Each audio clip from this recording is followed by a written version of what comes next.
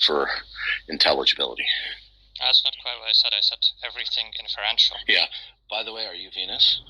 No. Why do you sound just like Venus? Well, you're both like... Okay. So in principle, so what you're saying is you could possibly be wrong about everything? Is that your position? Sure. Okay. Well, that's not the Christian position. Okay. Yeah, okay. So if you could be wrong about anything, why should I listen to anything you say? I don't know. You might want to just have a convo. No. Why? So then, if you could be wrong about everything, then what you're asserting there just comes down to arbitrariness. So why should I listen to you being arbitrary? I don't know. It's like up to you.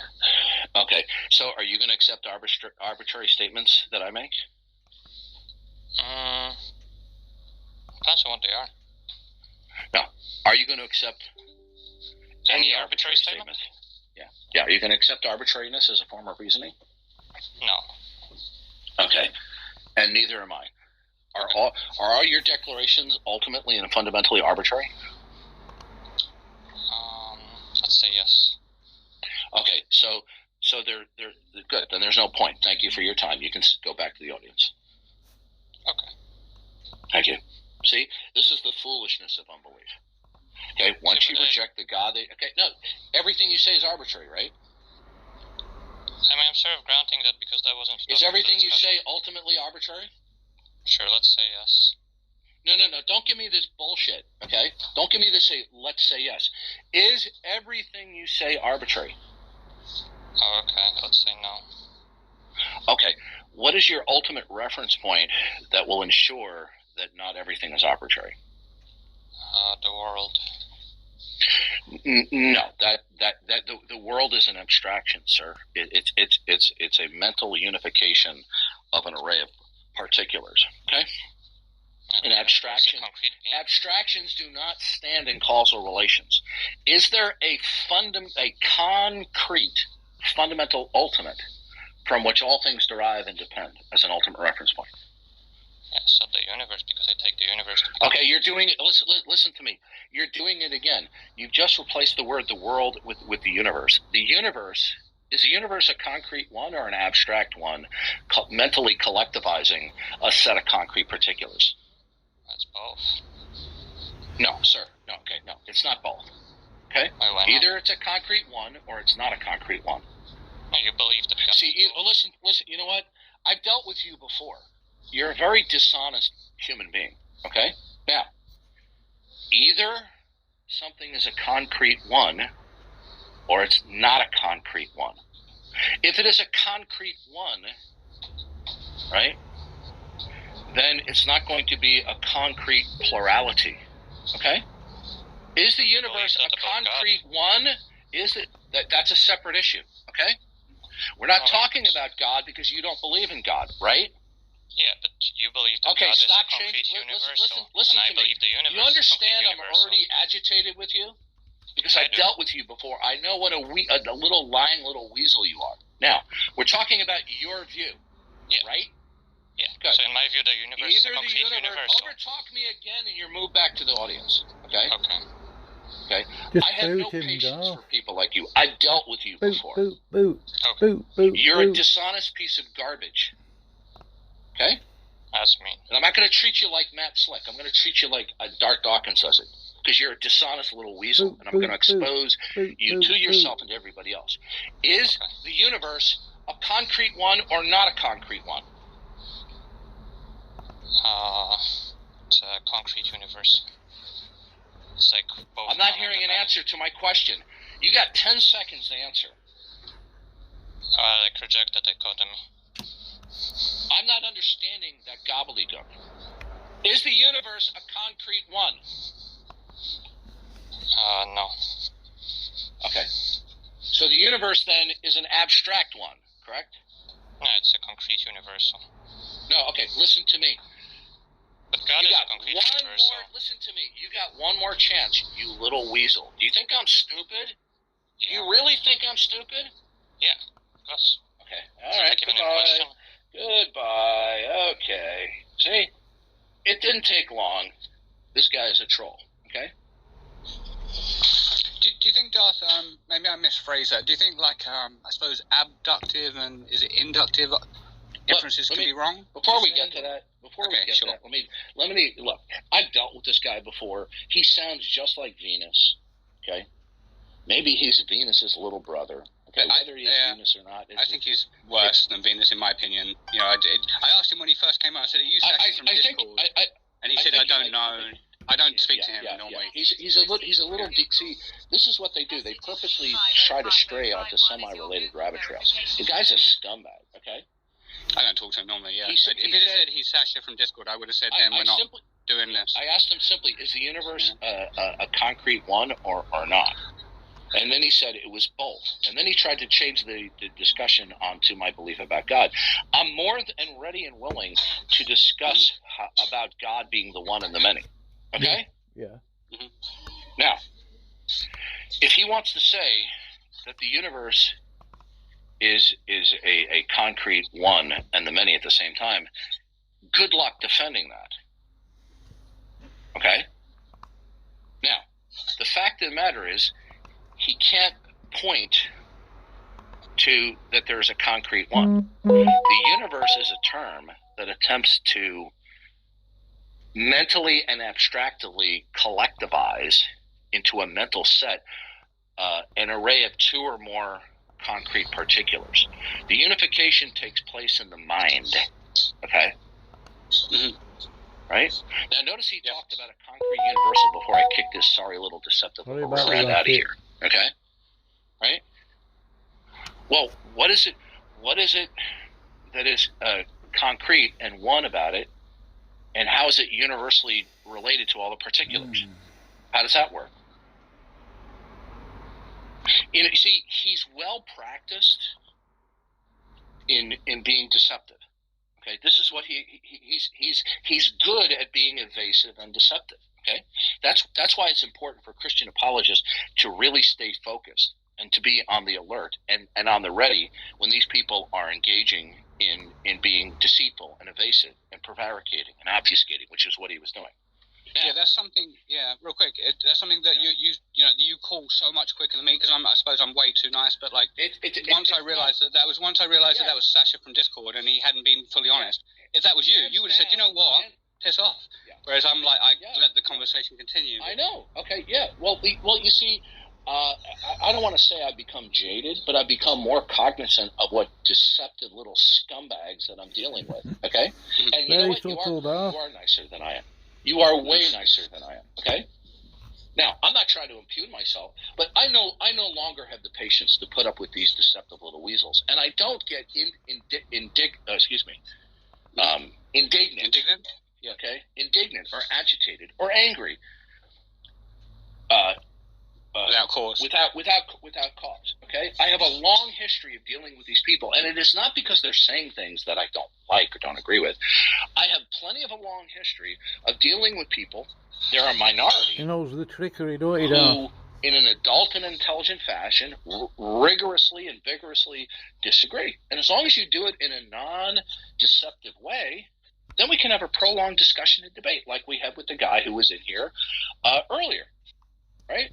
But when it becomes clear to me, and I don't care what anyone else thinks, because I don't base my decision based upon what other people surmise. I base it upon my experience in dealing with these people. Once it becomes clear to me that somebody is committed to being deceptive, they're obfuscating, they're prevaricating, okay?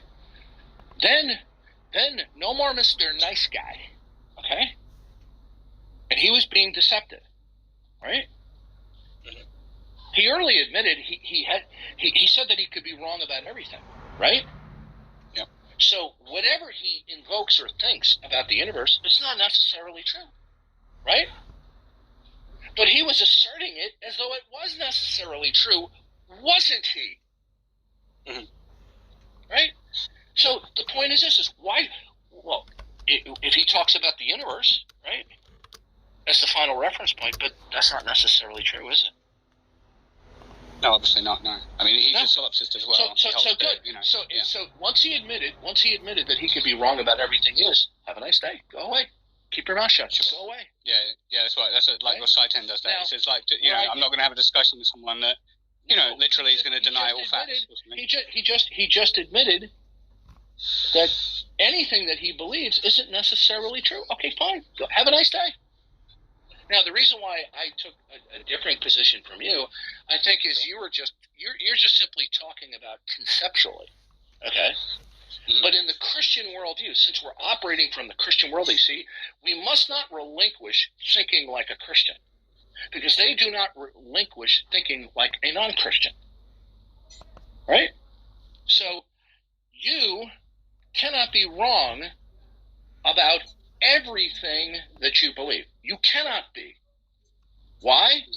Because in the Christian worldview, God has purposed and ordained that there are certain things that he has made you to believe about this world that cannot be wrong. Okay? Mm-hmm. That the external world is real. Okay? That there is regularity of the world around us in some facet. Mm-hmm. That things possess identity over time. You cannot be wrong about your fundamental belief that there is a causal principle. That for every event there is a cause. Okay? Mm-hmm. Why? Because God has revealed that he is the creator of all things. Okay? And God is the institutor and sustainer of all that persists and endures in the chronology of events. Okay? Mm-hmm. So you cannot be wrong about everything you believe. But I understood what you were getting at, and although I disagree with the answer, I think you were referring to something slightly different, just saying, in general, could I be wrong about the craters on the moon? Well, we could be wrong about certain beliefs or a lot of beliefs. But when we talk about can you be wrong about everything? Yeah, no. Then the Christian position is no. Mm-hmm. I cannot be wrong. Yeah. I cannot be wrong about my ultimate commitment that God is and that he's revealed himself. Sure. Yeah. Okay? Yeah, so I tried to preface with saying like the world is real and outside of my mind and revealed. Right. But could I be wrong about the shade of green? Yeah, it seems, at least, in principle, I suppose so. You see, atheists like this are generally, they usually, but not always, have moral problems of some kind. And so what they do is they gravitate toward, this philosophical sophism in order to, in a way, try to neutralize the claims of the existence of God, their creatureliness, and the Christian worldview. And they just engage in sophism, which he was doing. And I said, what is the ultimate reference? What's the ultimate reference point for what he affirms? And he says, well, the cosmos. But you see, he could be wrong about that, right? Mm-hmm. Yeah, because he believes the cosmos could all be in his head. Yeah. Right. Mm-hmm. So on the one hand, he wants to talk out of both sides of his mouth. He wants to say, well, I could be wrong about everything, but then he wants to say, well, the reason why the things that come out of my mouth, at least some of it, has actuality and intelligibility because there's a final reference point, which is the universe of the cosmos. But he could be wrong about that, right? Yeah. Mm-hmm. Okay. So what's he doing up here? If you could be wrong about everything, why should we even listen to you? And that's a very good point. That is like a meta point that, like debate presupposes knowledge, but they want to deny knowledge and then come and debate kind of thing. Look, it comes down to the word skeptic or skepticism, okay? You cannot be universally skeptic or skeptical. Why? Because you couldn't be skeptical of the grounds of rational inquiry. Because if you are, then you couldn't be skeptical about anything. Mm-hmm. Okay?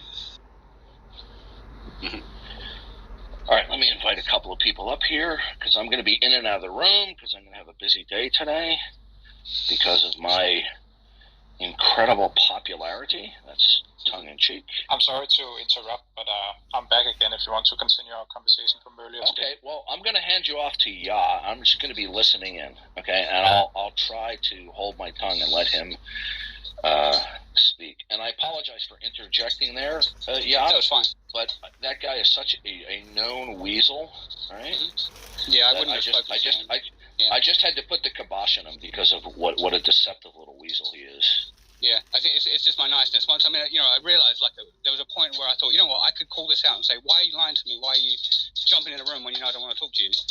But then I decided not to do that. But I probably should. Look, listen.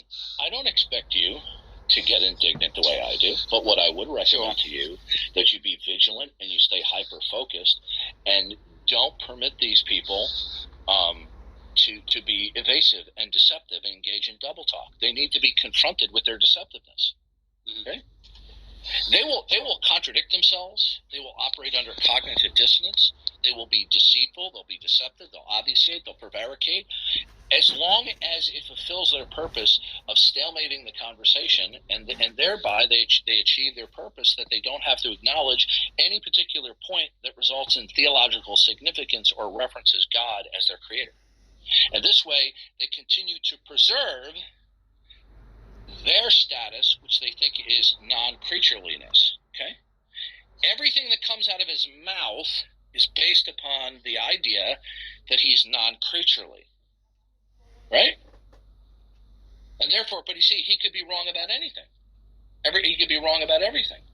So then there's no point in talking with him. Because you see, in his world, there is no basis for truth. There is no basis for reason or mathematics or physics, because you could be wrong about everything. Mm-hmm. There's no fundamental grounding as to why anything is. Right, I remember the ultimate unifier, that's what you often point to, is you're going to need that which binds all these facts and makes them cohere, gives them some kind of meaning. I'm talking about that it's a concrete unifier, not an abstract unifier. Right. Okay? And that's a very important distinction. God is one who concretely imposes all the particulars. Okay, every particular exists as what it is by virtue of the purpose and the mind and the plan of God, and God imposes any relationship between one particular and another, any correlativeness, any connectiveness, whatsoever. Okay, remove God from that equation, that conceptual framework or worldview, for whatever sophist rationale, then you destroy your ability on a grand scale to speak meaningfully and intelligibly, because there is no fundamental ontology as to why anything exists. And if there is no fundamental ontology as to why anything is, you have no epistemology. Okay? But they don't care. All they care about is one thing: moving their mouth and having hot air come out, as long as they can seemingly sustain their explicit or more usual implicit autonomy of reason. Because what is the alternative? The only alternative is to acknowledge the autonomy of the mind of God, which establishes their creatureliness. Okay? Just don't forget this, y'all. Everything that people like him come out of their mouth is for one purpose and one purpose alone. And that is to preserve, protect, and prolong their implicit position or statement that their mind is autonomous, as opposed to that their mind is derivative and dependent upon the autonomous mind of God. Everything they say is intended to preserve and protect their autonomy of reason. And that's what you need to smoke out. Okay? That even in their worldview, autonomy of reason doesn't mean anything, because there's no basis for reason in a not God world. Okay? Mm-hmm. And if somebody says, what's the argument for that? Say, so you do believe that there is? You don't accept that proposition?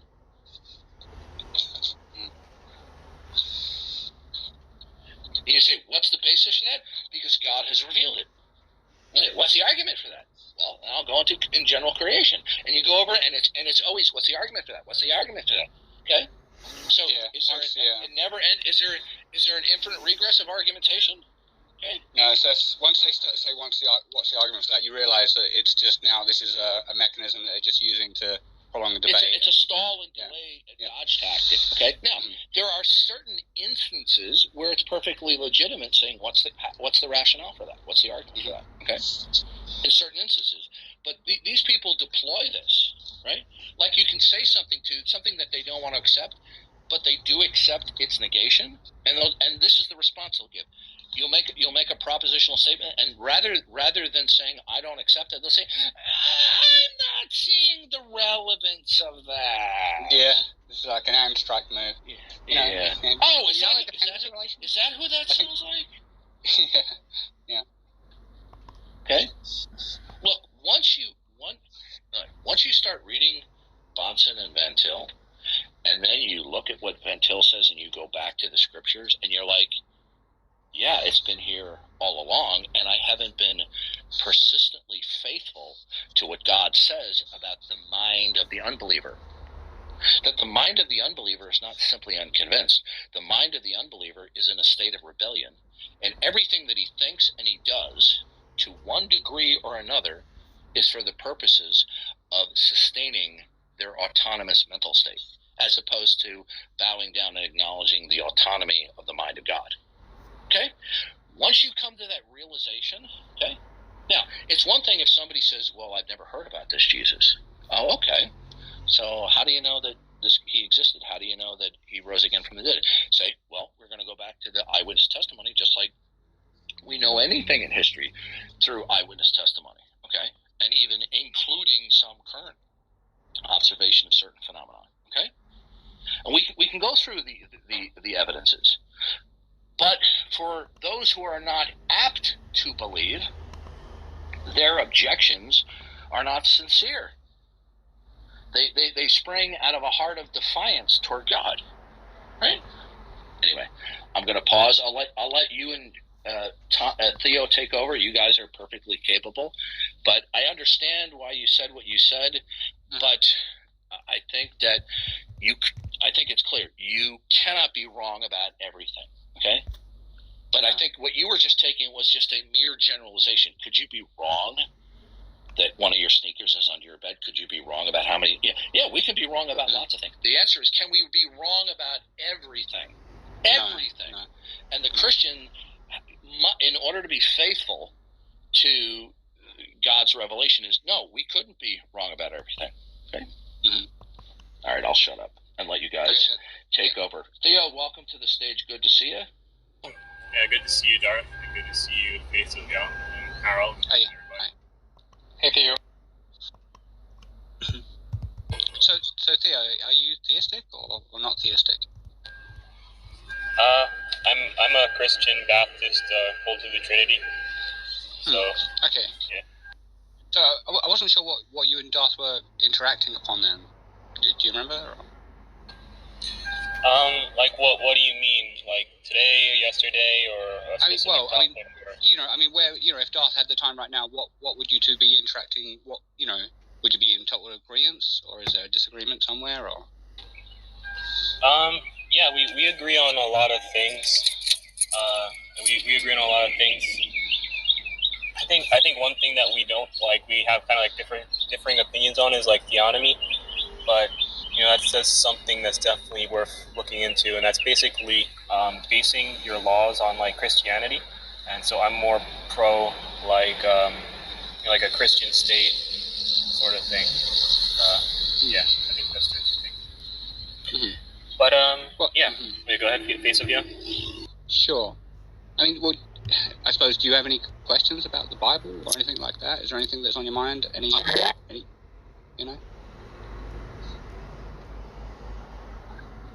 Oh, sorry, I didn't catch what you said. Sorry, I was saying, is there anything on your mind, like biblically? Is there any questions, Old Testament prophecies, anything that you're studying? Anything really that you'd like to get out there? Sure. I guess, like, do you hold to Calvinism or Arminianism? Like, what? Well, in my heart, way more Arminianism. Not that I've read any of the writings, but I want to be, I want to have full, reign over my own will. Over the years, I've kind of come to be like far more compatibilistic, far more that there's like from the Most High's perspective, He knows all things, it's set in stone, but He's allowed me to make choices along the way, in line with my will. So I sound more Calvinistic now, but I wouldn't affirm the tulip. Maybe 1 or 2 points at the most, maybe. But yeah, so not a Calvinist. All right. Yeah, that's fair. That's fair. But yeah, so Harold, do you have like questions or comments? Earlier. Yeah, I talked with Darth earlier, and I would just like to say that I would like to continue that conversation at another point.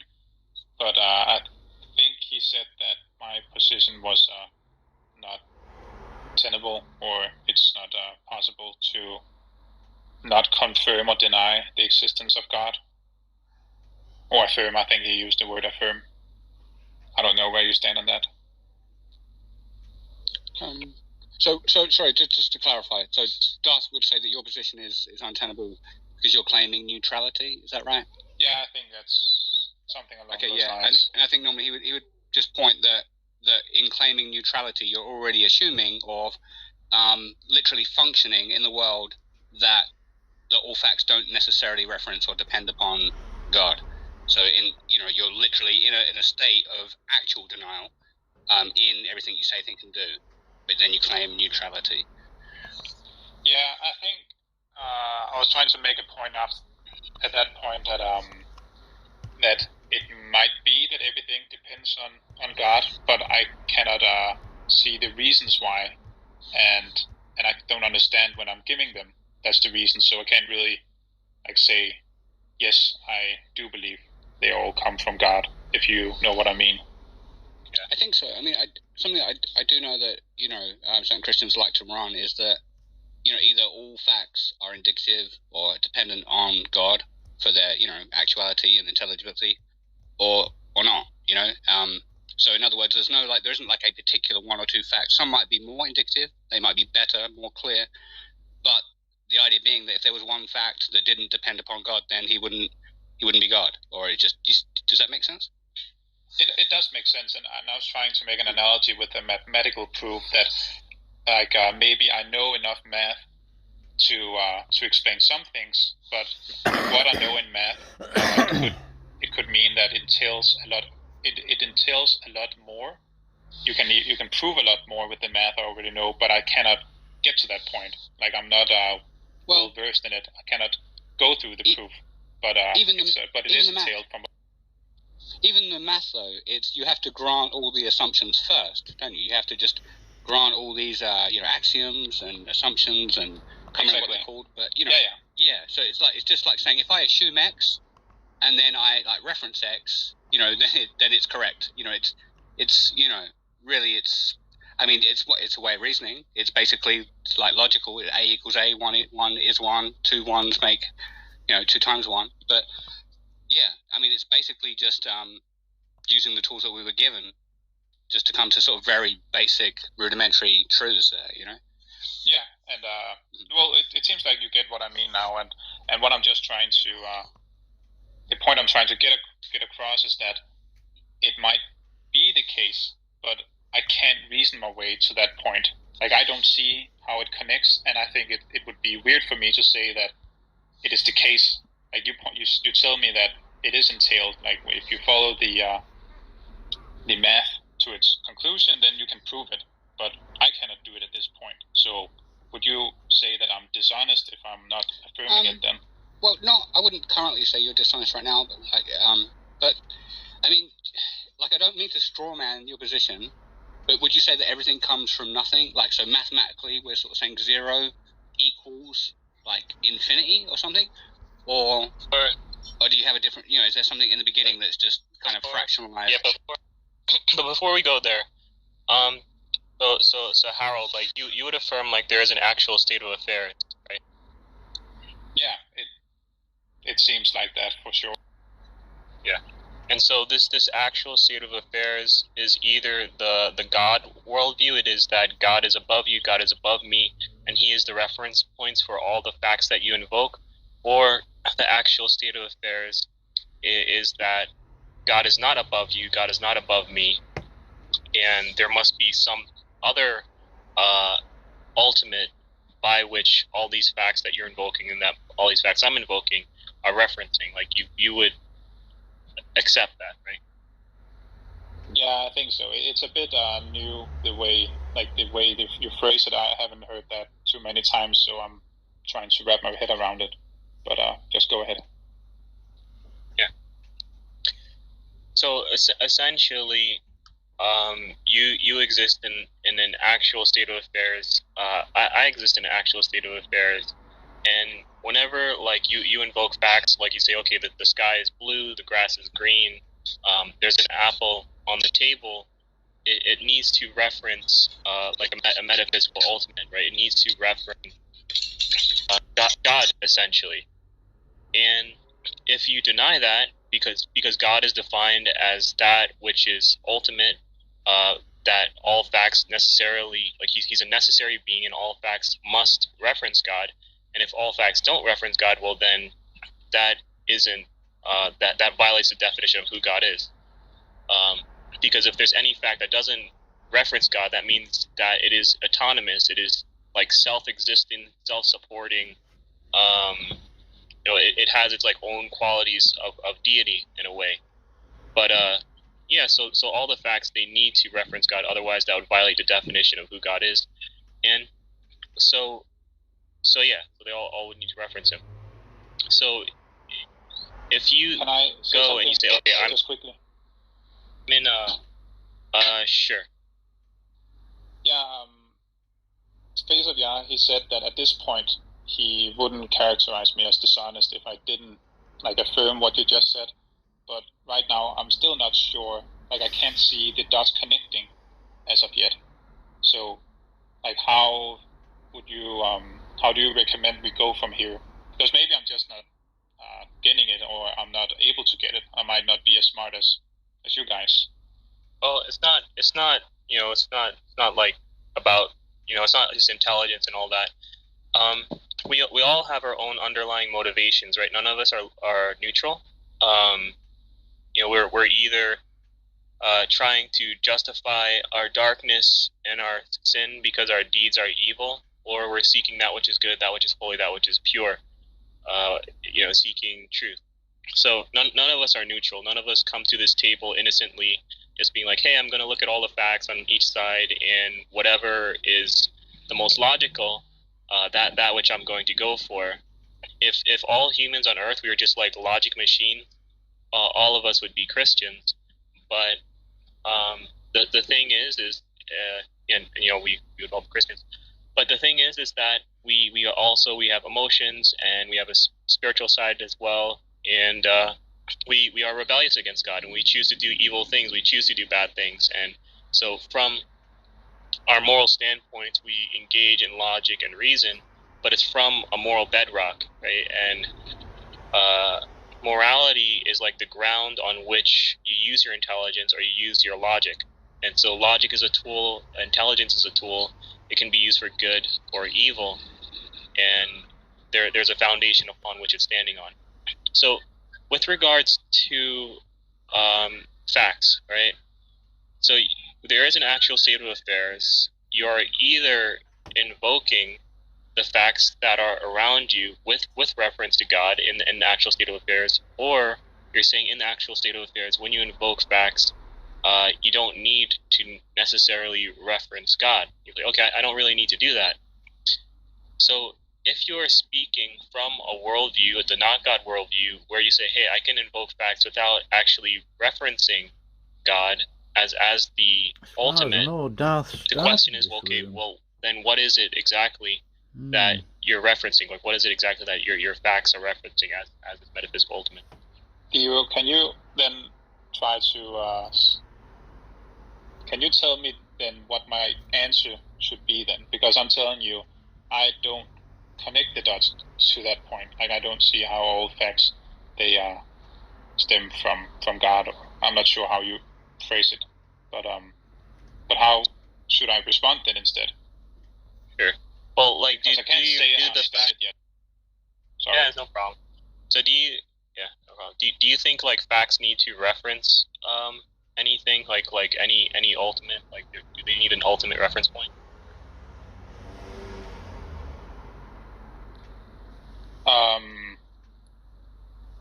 I think you can take it sometimes axiomatically. Like we talked a little bit about math. Like sometimes you can just state some axioms and go from there, but like that's not necessarily the only way.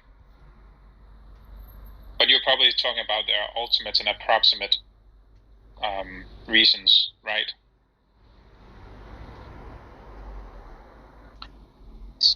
Yeah. So like axioms are they're assumptions, so yeah. they're just assumptions. Like you and I would just assume certain things to be the case. So I guess like I'm thinking, all right, let's say like identity over time. So like let's say you at T0, you at T1, you at T2, you at T3, your molecular structure changes like from moment to moment. What makes it so that each of these different material arrangements still is you? It's still the same person. It's all one identity. Like what ties you at T0, you at T1, you at T2? What ties it all together? All these different physical arrangements. It is a question, right? Say what? Is it a question or was it more rhetorical? Oh, it's a question. Yeah, like what ties it all together? Like let's say you at 5 o'clock, you at 6 o'clock, you at 7 o'clock. Different physical arrangement of molecules in your body, but what ties it all together and says, okay, this is still Harold, like all throughout time. Like that's what Darth calls it, is a continuity through time. Continuity and identity through time. Yeah, identity.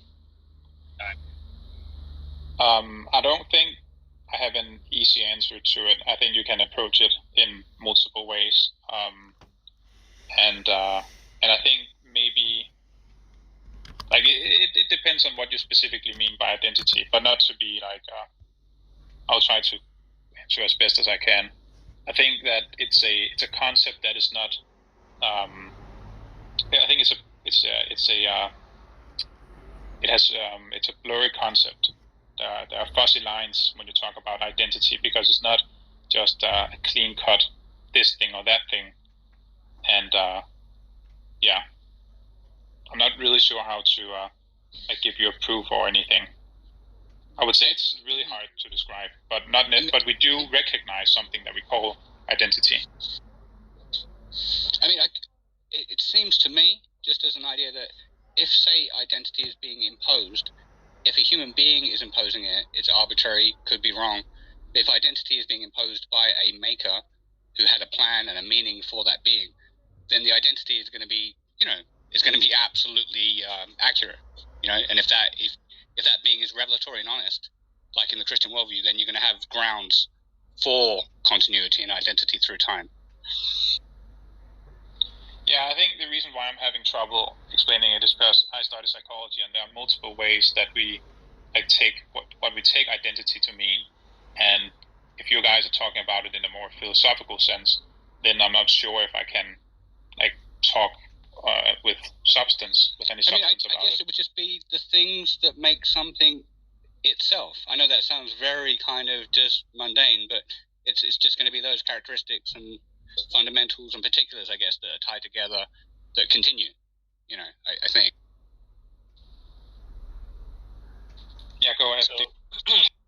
Sure. So the thing about identity over time, the question is let's say you at 5 o'clock, you at 6 o'clock, you at 7 o'clock, is that 3 different beings?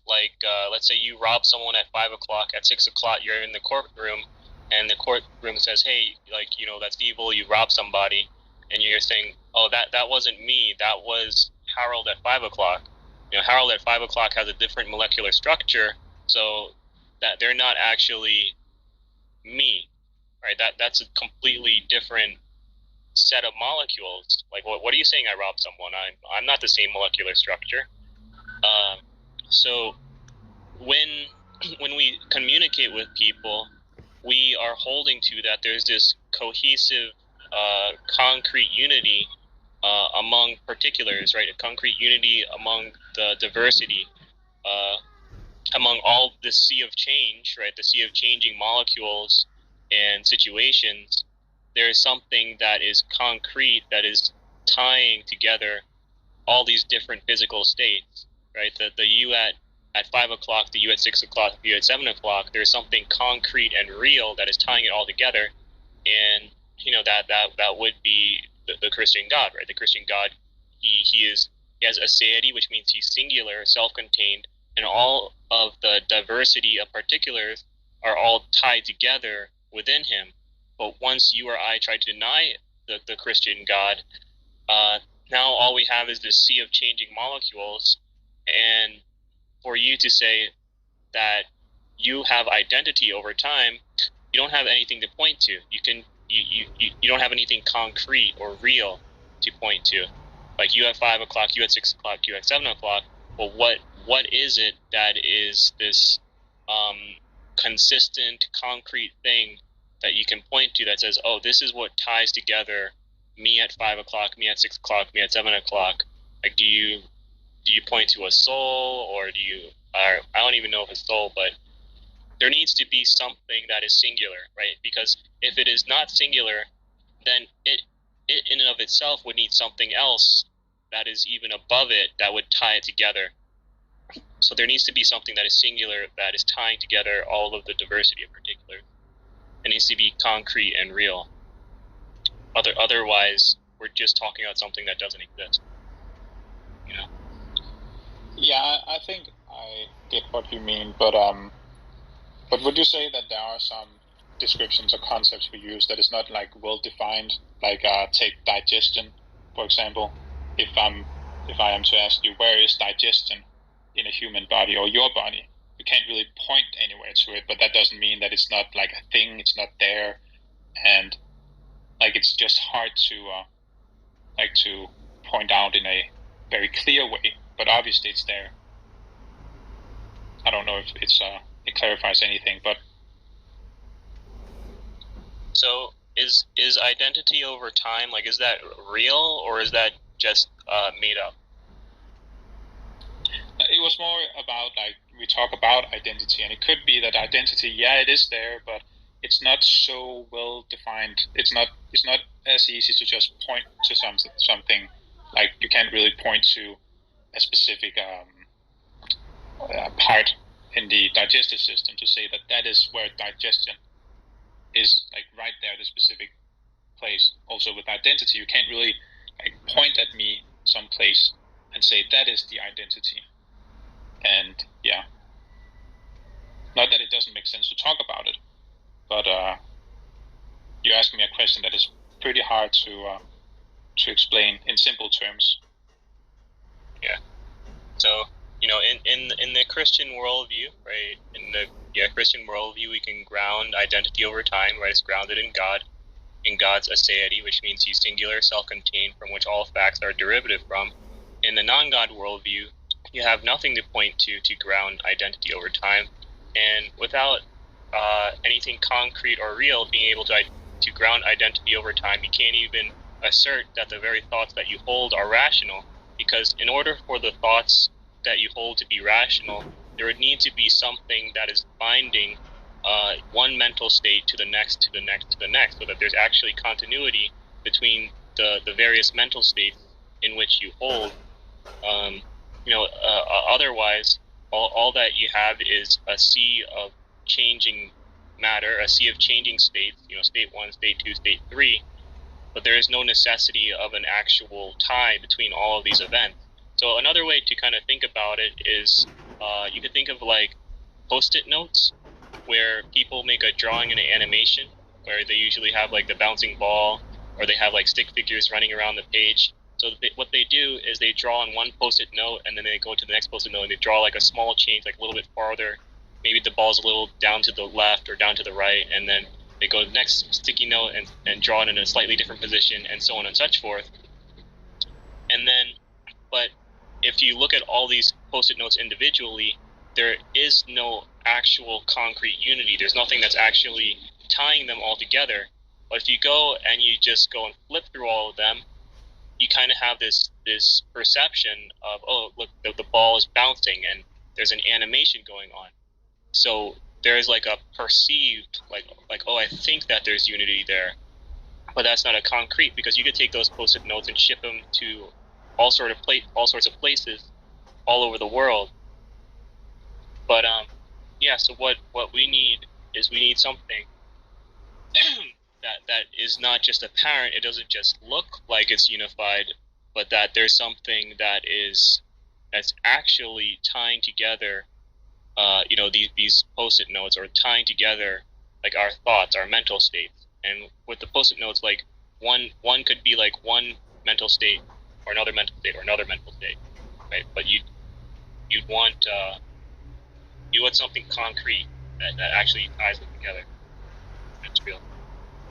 Okay, I'm thinking about how this ties back to me not being able to stand at a neutral vantage point when it comes to the proposition that God either exists or does not exist. And like, because everyone has a worldview. Everyone has a worldview, and that worldview will either be the worldview wherein God exists, and that He's ultimate, foundational, or that that's not the case, and that either nothing is foundational, that something else that's not God is foundational. There's no neutrality to be had with respect to the God position. Yeah, we already. I'm sorry. Counter to popular belief. Go ahead. No, it's I'm agreeing with you. That's where we left it at, and I was trying to then get a sense of, even if I don't understand the reasonings that I'm provided with, I can't connect the dots. That's what I've tried to set so far. Do I just say now that okay, I then affirm it, but I actually don't understand it, or do I have to say that I do not affirm it because I don't understand it? Like, what is the right answer now for me?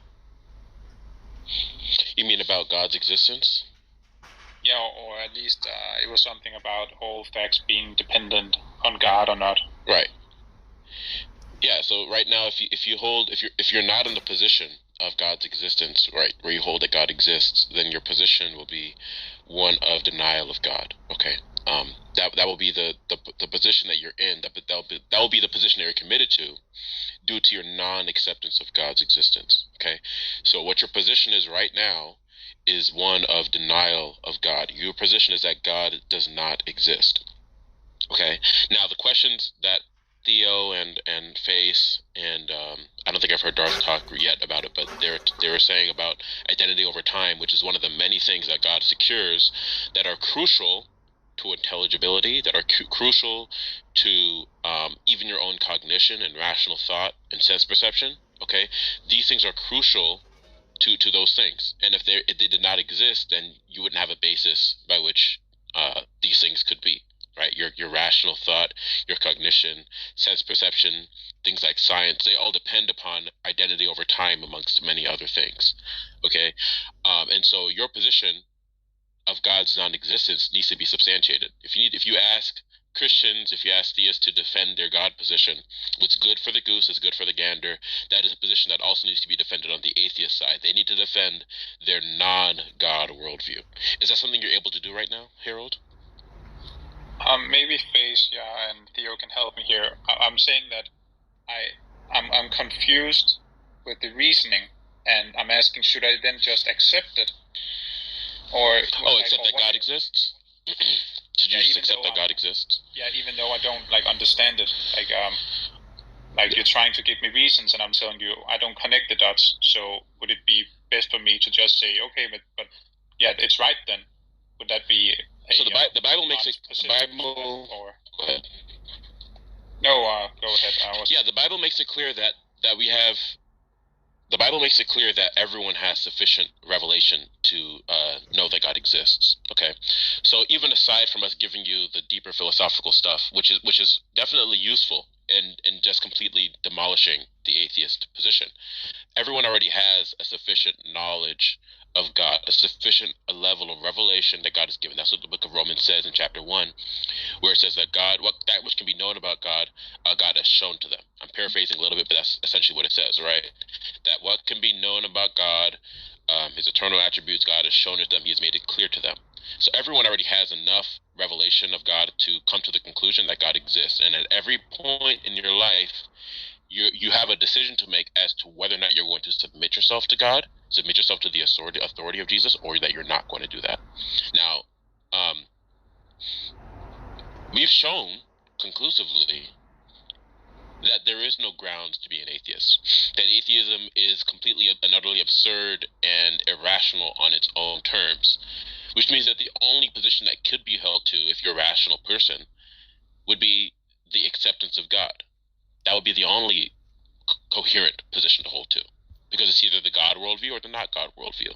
If you have shown that the not God worldview is false, if you show that it's untenable, if you show that it is incoherent and irrational on its own terms, then it means that you must then, on the basis of God's revelation and the not God worldview is false, to accept the God world. Right? So that's why a lot of times you ask atheists, not God worldview, can you defend? Jay, you're dropping out a little bit. And then we show also. Am I better now? It's better now. Oh. Now it's back again. Okay. We want to show.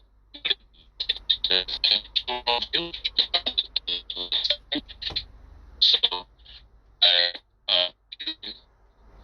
am I the only one who can hear? Worldviews that put themselves against God. Let me switch really quickly. Hold on. While you do that, can I just add something? All right. Am I better now? You're Very better. clear. Okay. Let me know again if I'll switch to a different device if it cuts out again. But yeah, essentially everyone has seen the revelation of God. God has revealed himself sufficiently to everyone such that no one is going to have an excuse come Judgment Day. Okay. So on the basis that God has revealed himself to you sufficiently and that there is no rational grounds to be an atheist, and if you claim to be a rational person, if you claim to be a rational atheist who takes the evidence where it leads and rejects positions that don't have any rational grounds, then your position right now should be to reject and run away from your atheism and submit yourself to the authority of Jesus Christ, who's revealed himself to you.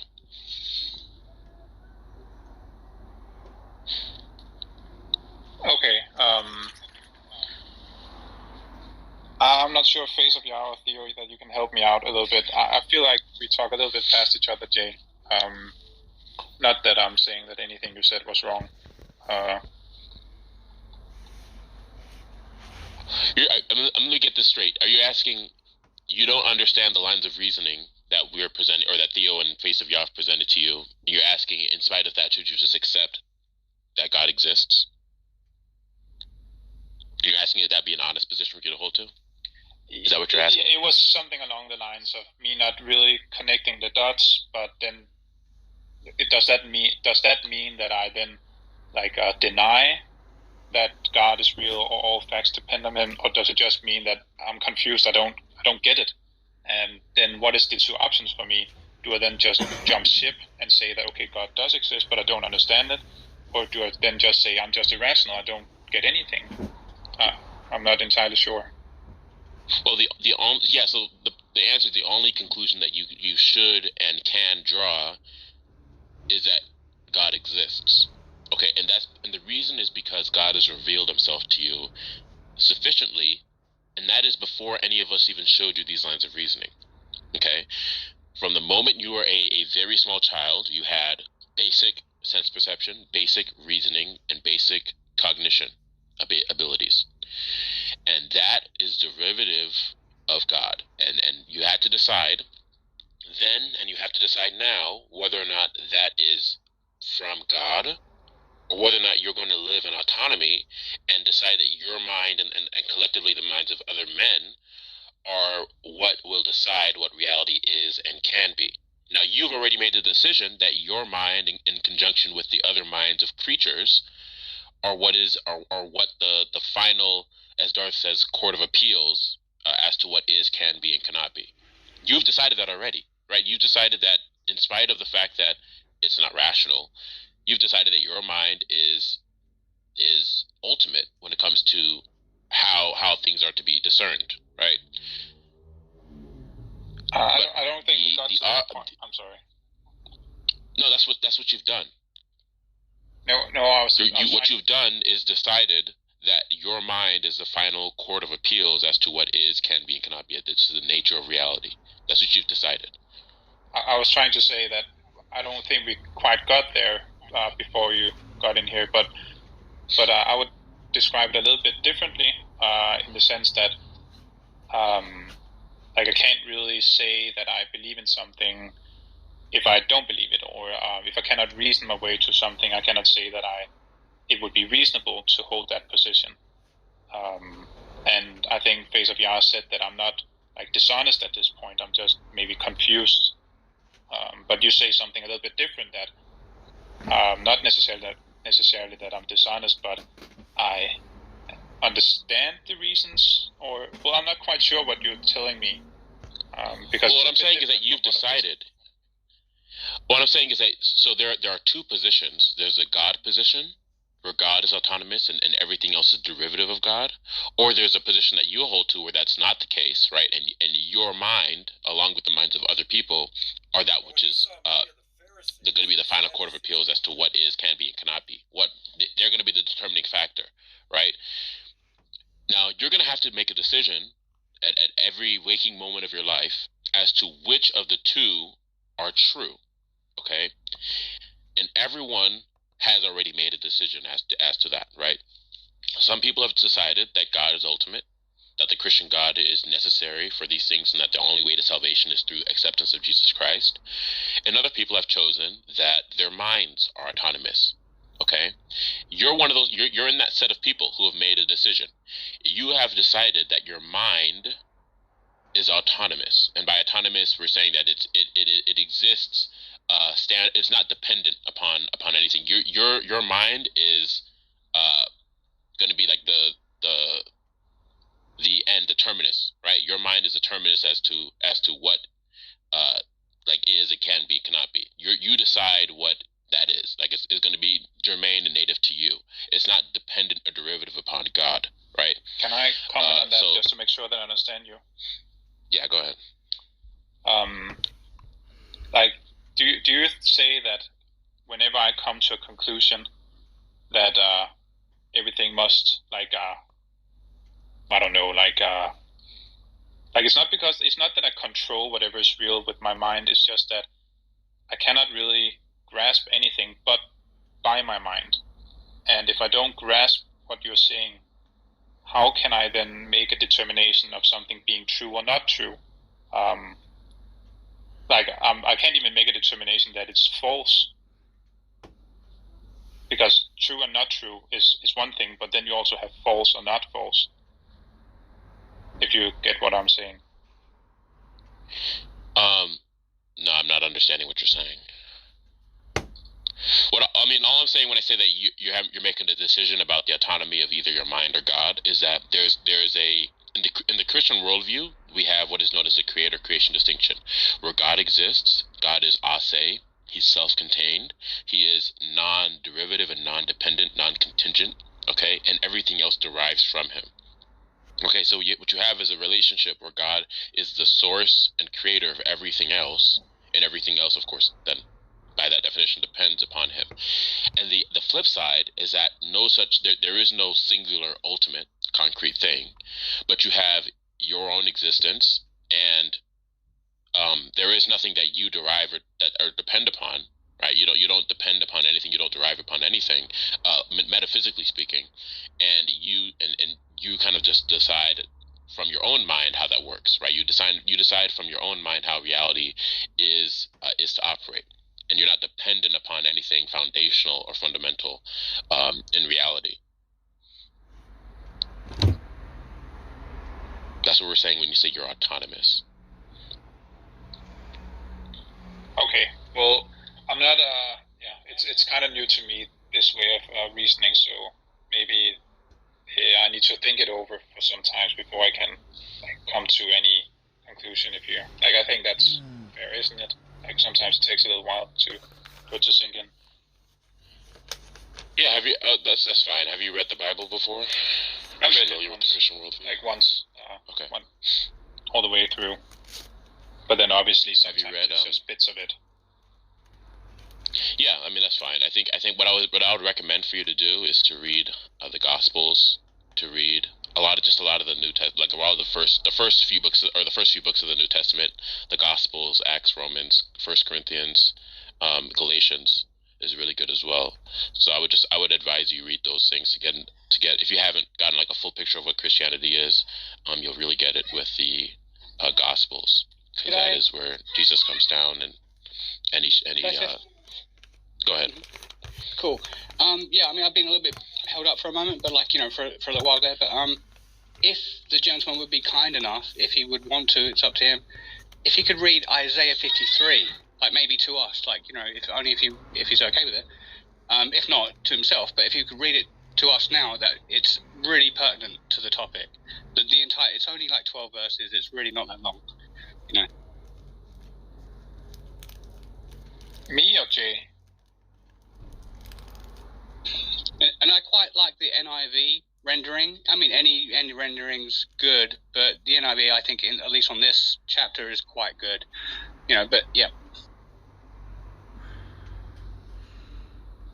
Who's going to read it? I didn't get. Are you asking Harold? Are you asking Harold to read it? Yeah, if you would. You don't, obviously, if you don't feel comfortable, like I'm quite shy, so But if you are comfortable enough to read it to us, it would be so pertinent to the topic. But it's up to you. I need to Google that up. So give me a second. Sure. Oh wait, can someone send it to me in back channel or the chat, because I was not quite sure what I was going to.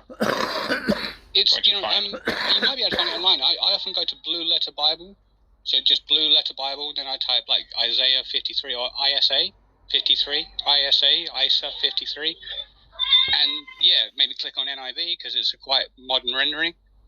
It should start. Who has believed our message, and to whom has the arm of the Lord been revealed? It's a really nice, beautiful text.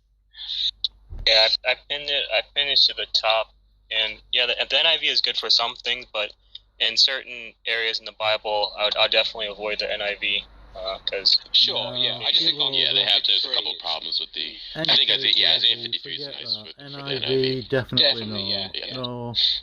But yeah, so Harold and anyone Don't else, ever come at me top. with your If you want, you can feel free to check out NKJV, Isaiah 53, blah blah blah. and yeah, feel free to read it whenever you like. Like, I just found it now. It's kind of long. Okay. Do you really want to hear me read it out loud? I'm not sure I would like anyone to, enjoys but my accent. it's completely up to you. I mean, if you have the confidence to read it, it's not that long. It would take about 55 seconds probably, and it is really pertinent. I mean, it's up to you. I will give it a go, but I don't know if anyone likes my accent or something. No, I do. It's fine. It's fine. And everyone here is they're a Christian. They're all very genuine and polite, and no one would think anything. But it's the NIV, New International Version, right? Sure. Isaiah 53. Okay. Who has believed our message, and to whom has the arm of the Lord been revealed? He grew up before him like a tender shot, and like a rod out of dry ground. He had no beauty or majesty to attract us to him, nothing in his appearance that we should desire him. He was despised and rejected by mankind, a man of suffering and familiar with pain. Like one from whom people hide their faces, he was despised, and we held him in low esteem. Surely he took up our pain and bore our suffering, yet we considered him punished by God, stricken by him, and afflicted. But he was pierced for our transgressions, he was crushed for our iniquities. The punishment that brought us peace was on him, and by his wounds we are healed. We all, like sheep, had gone astray. Each of us has turned our own way, and the Lord has laid on him the iniquity of all of us. Of us all. He was oppressed and afflicted, yet he did not open his mouth. He was led like a lamb to the slaughter, and as a sheep before its shearers is silent. So he did not open his mouth. By oppression and judgment he was taken away. Yet who of his generation protested? For he was cut off from the land of the living. For the transgression of my people he was punished. He was assigned a grave with the wicked and with the rich. In his death, though he had done no violence, nor was any deceit in his mouth. Yet it was the Lord's will to crush him and cause him to suffer. And though the Lord makes his life an offering for sin, he will see his offspring and prolong his days, and the will of the Lord will prosper in his hand. After he has suffered, he will see the light of life and be satisfied. By his knowledge, my righteous servant will justify many, and he will bear their iniquities. Therefore I will give him a portion among the great, and he will divide the spoils with the strong, because he poured out his life unto death, and he was numbered with the transgressors. For he bore the sin of many, and made intercession for the transgressors. Thank you. You read it really well. Thank you so much for reading that. Thank you. We actually have it. Yeah, you're welcome. Like in the Dead Sea Scrolls, we have something called the Great Isaiah Scroll, which is it's a full, I think it's like 65 feet long scroll, continuous scroll, seemingly written by one hand, carbon dated, gun 14 dated, with a range from anywhere from like about 350 BC to maybe 150 BC. So you could say 200 BC, before Christ, and it has all of like what you just read and far more, far more. Very pertinent to the topic of Christianity, in my opinion. Yeah.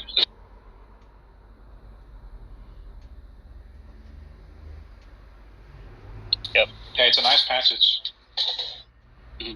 Yeah. I don't know if anyone else wanted to comment. Go ahead, Tia. Sure. Yeah.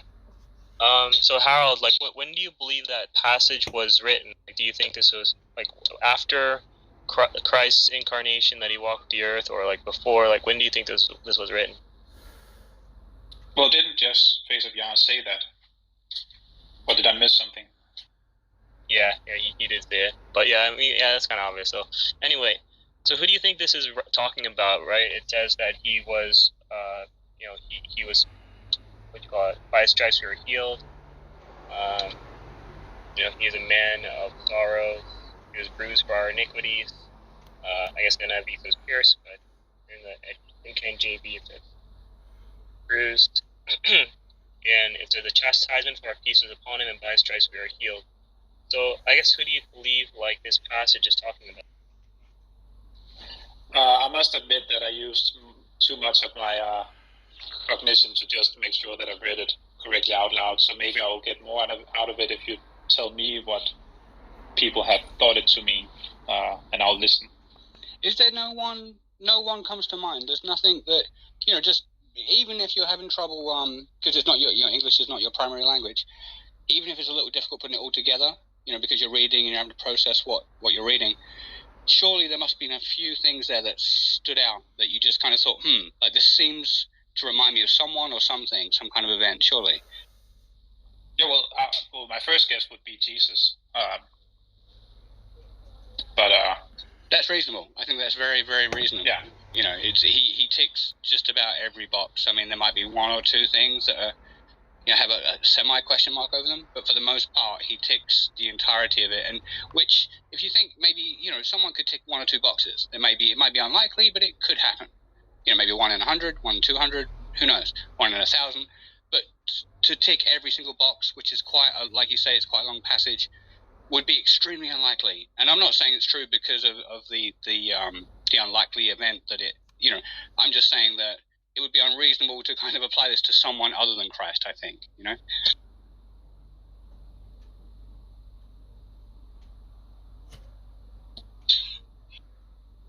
Yeah.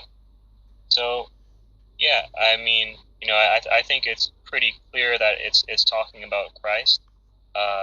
In Isaiah 53:9, it says, "And they made his grave with the wicked, but the rich at his death."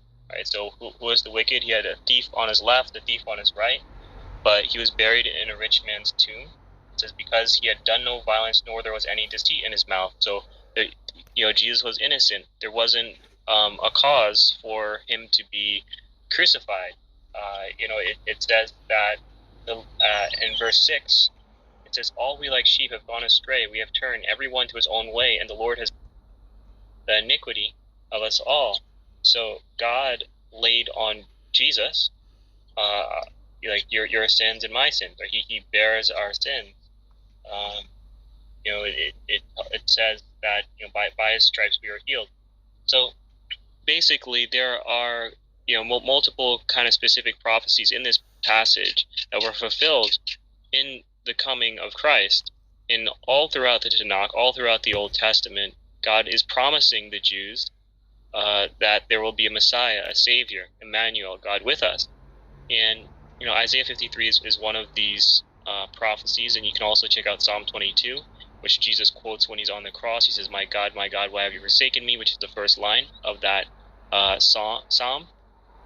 And in that psalm, it also talks about how they gamble for his clothes instead of tearing them, and how he was thirsty, had his tongue cleaved to the roof of his mouth, things like that.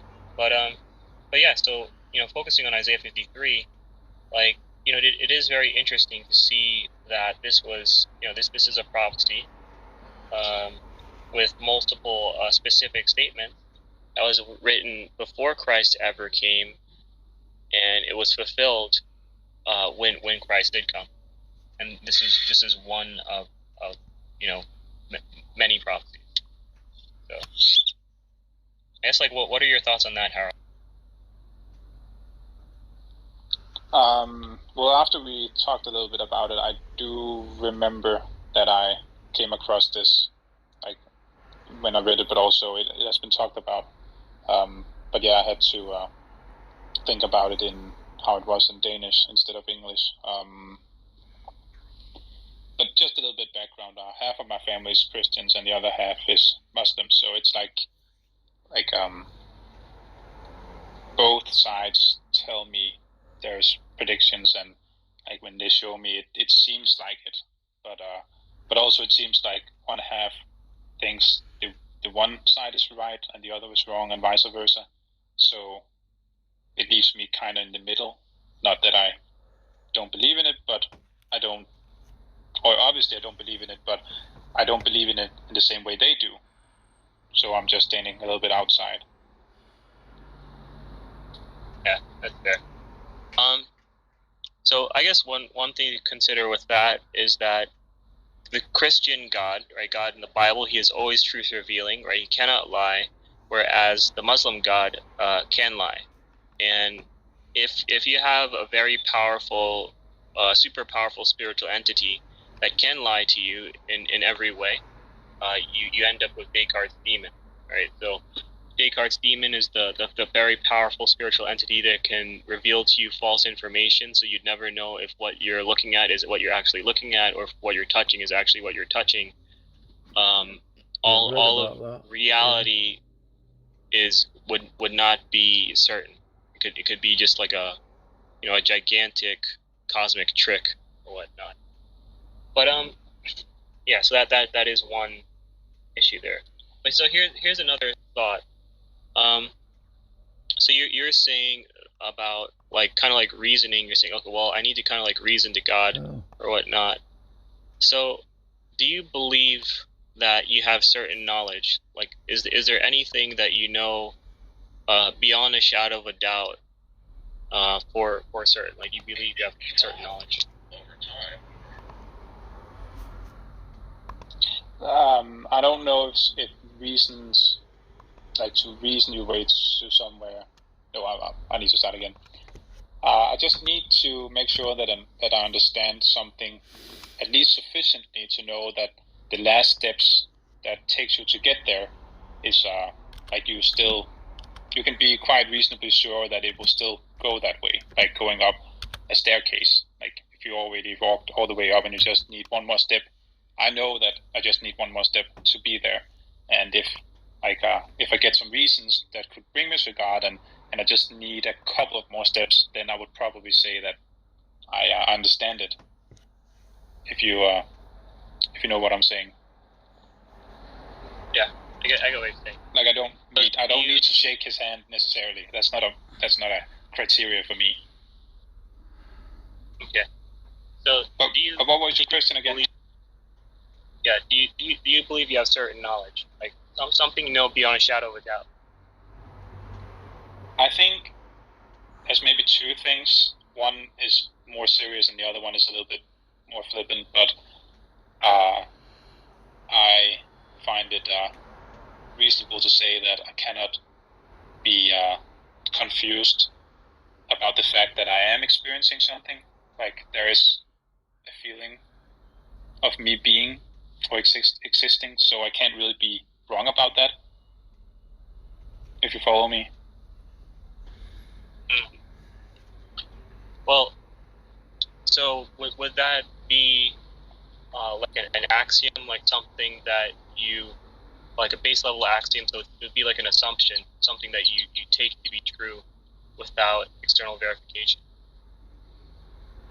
I think that fact alone doesn't need external verification because it's a description of what is just a fact. Like when I describe that I do exist and I have an experience of existing, then there's not really, you met the bar of I don't know, sufficient proof of that fact or description. Right. Like I would need more to know that you exist as well. Like I would need additional evidence.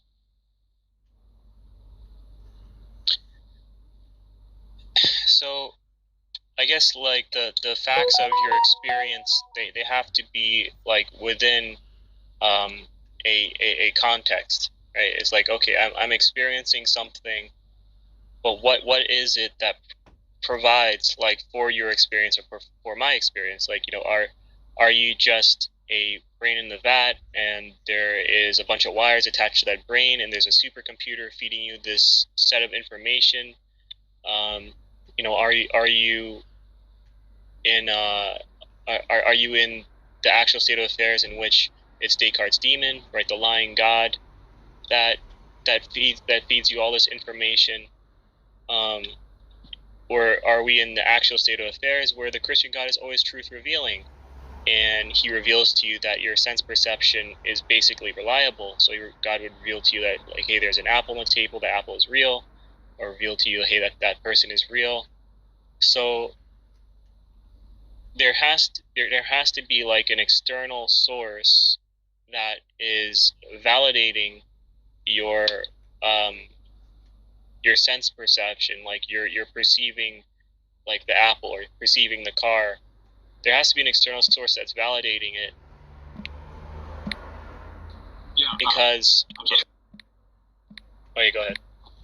No, I was just to answer the first point. Like I would say I'm maximally certain, like 100% certain that I am experiencing something.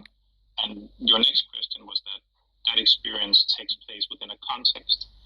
And I would say that I cannot go from I'm still not, then I would not be at 100% anymore. Like whenever I try to get to what the context is, then it would drop by some percentage points.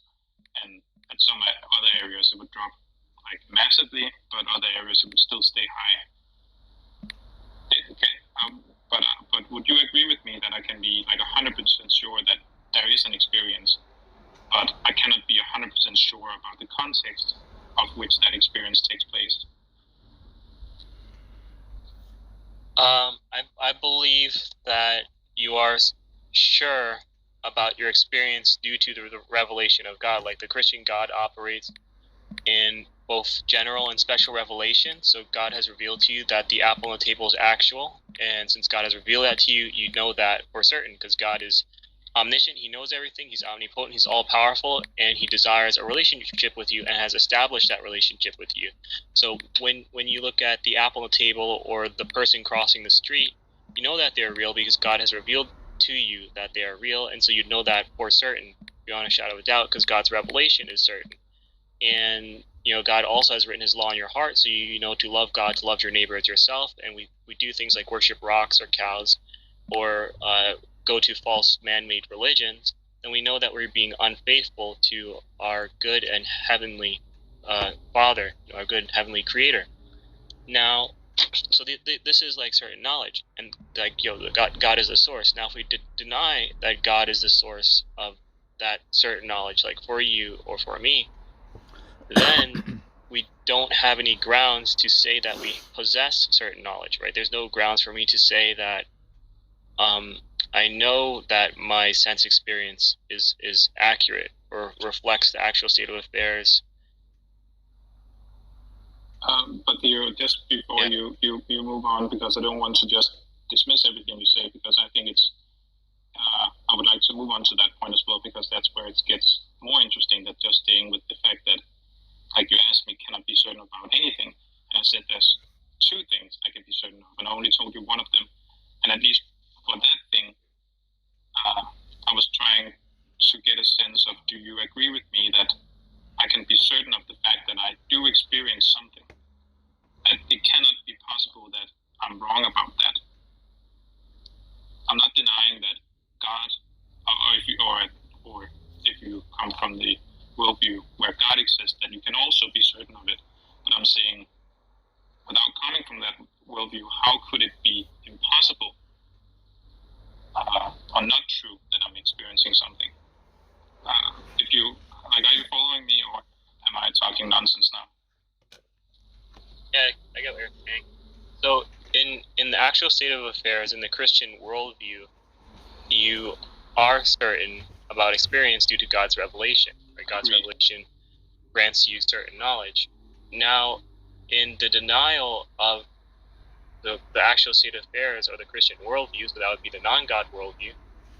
In the non-God worldview, you could not assert certainty, right? You couldn't assert that, hey, my sense experience is certain, because the point from which you're starting from would be an axiom, right? An axiom is a base level assumption. So your base level assumption would be that my senses are basically reliable, like that I look on the table and the apple is actual, or the apple is real. Well, why do you assert that? Because I assume it. I assume it to be so. Like that is my axiom. That's my base level axiom, and I don't have any external reference point outside of me to validate this assumption.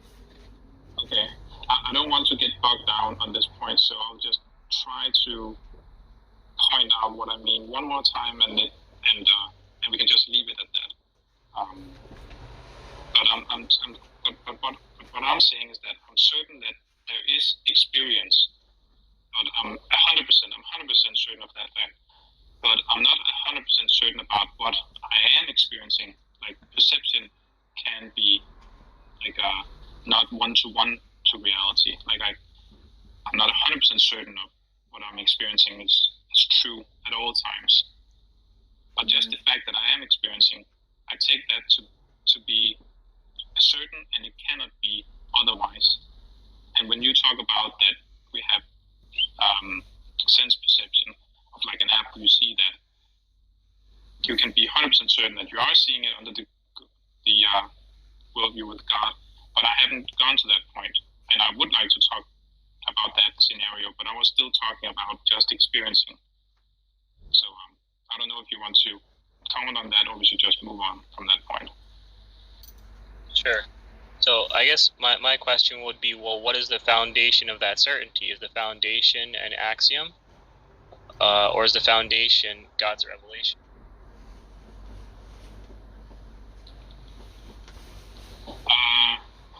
I would, like, obviously, since we just talk with each other, I'm just describing what is happening. Like, at the most fundamental level, a description of what is happening at this moment is that there is an experience. And it's not the description in itself that is the case. It's just a description of what is happening right now. Like, take out the description and it's still true. That's what I'm trying to say. Well, the description, it doesn't exist in a vacuum. So there needs to be a foundation. You know, we need to establish what that foundation is. But yeah. So welcome, Alfonso and Jacob. Did you guys have anything you want to say? Questions, comments?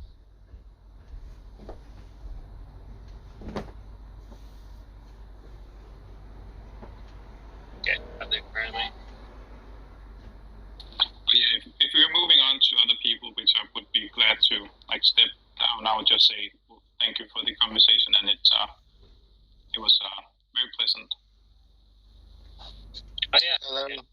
I mean, you know, feel free to continue to contribute, Harold. Just wanted to give them an opportunity to see if they wanted to say anything. Well, wait, go ahead, Jacob. Yeah, hello. Just wanted to say hello. Hello. Yeah. Do you have like a question or a comment, Jacob? Yeah, I could just address the topic. The topic says that atheism is self-defeating, right? Yeah. Yeah. So, and I've been trying to follow the reason. I think the reason given by one of the speakers earlier on was that it would be incoherent. Is it gonna be like incoherent for the worldview of an atheist if they were to hold that God does not exist? Is that the issue? Yeah, like without God, you wouldn't have like an ultimate reference point to reference facts, and there's nothing that grounds like identity over time. Nothing that solves the one in the many problem. So there's like a lot of things with that. There's also no grounding for morality. Right? Okay, well, where do morals come from? And yeah, that's pretty. I think that's pretty important to me. But without God, there is no ultimate reference point for all of the facts like that you invoke or that I invoke. And for one to assert otherwise, well, now that individual needs to provide. Okay, well, what is that ultimate reference point that is singular, that is eternal and self-contained, that provides for all the facts that are derivative?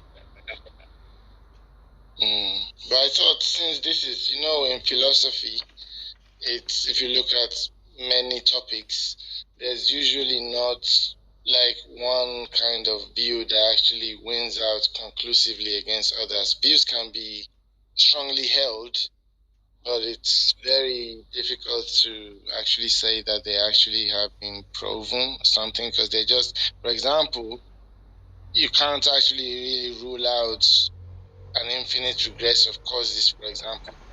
That might look unlikely. You really don't know that that's not what's at the base of reality. That, why this? Because of that. Why that? Because of that. And it just goes on and on. And there's no like singular, final, base of reality. Can't rule that out, really.